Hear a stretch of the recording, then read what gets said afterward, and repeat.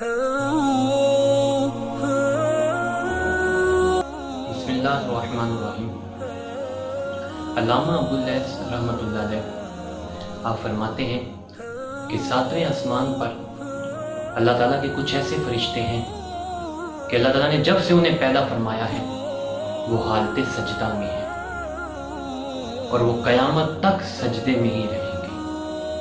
وہ اللہ کے عذاب سے انتہائی خائف ہیں، وہ اللہ کے عذاب سے بڑا ڈرتے ہیں، اور قیامت کے دن جب انہیں سجدے سے سر اٹھانے کا حکم ہوگا، جب وہ سجدے سے سر اٹھائیں گے تو وہ رب کی بارگاہ میں عرض کریں گے سبحانک ما عبدناک حق عبادتی کا، کہ یا اللہ تو پاک ہے اور جس طرح تیری عبادت کرنے کا حق تھا ہم وہ حق ادا نہ کر سکے۔ اس پر اللہ تعالیٰ فرمائے گا یخافون ربہم من فوقہم ویفعلون ما یؤمرون۔ اللہ تعالیٰ فرماتا ہے کہ میرے کچھ ایسے بندے ہیں، یعنی فرشتوں کے متعلق فرماتا ہے کہ وہ نہ تو کوئی ایسا فعل کرتے ہیں کہ جس سے میری نافرمانی لازم ہے، وہ ایک لمحہ بھی اللہ کے حکم کی نافرمانی میں نہیں گزارتے۔ اور آج ہم اپنا محاسبہ کریں، اپنے گریبان میں جھانک کے دیکھیں کہ ہم کس قدر اللہ کے حضور سجدہ ریز ہوتے ہیں، ہم کس قدر اللہ کے خوف سے ڈرتے ہیں۔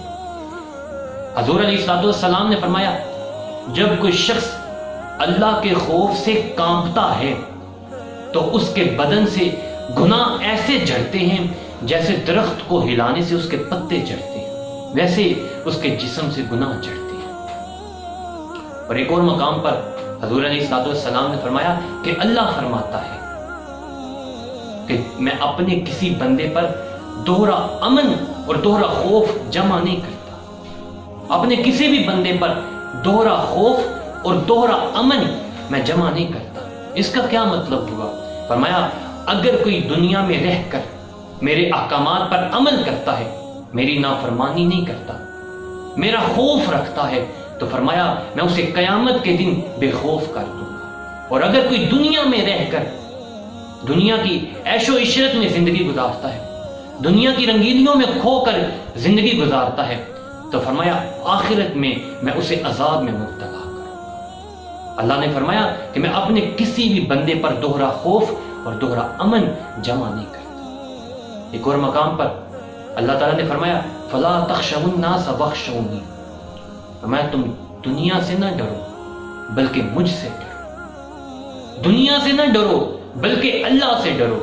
اور آج ہم اپنا اندازہ لگائیں، ہمارا آج کیا المیہ ہے کہ ہم اللہ سے کم ڈرتے ہیں اور دنیا سے زیادہ ڈرتے ہیں، ہم لوگوں سے زیادہ ڈرتے ہیں جبکہ رب سے کم ڈرتے ہیں۔ ایک اور مقام پر فرمایا فلا تخافوہم وخافونی ان کنتم مؤمنین، فرمایا اگر تم ایمان والے ہو تو لوگوں سے نہ ڈرو، دنیا سے نہ ڈرو بلکہ مجھ سے ڈرو۔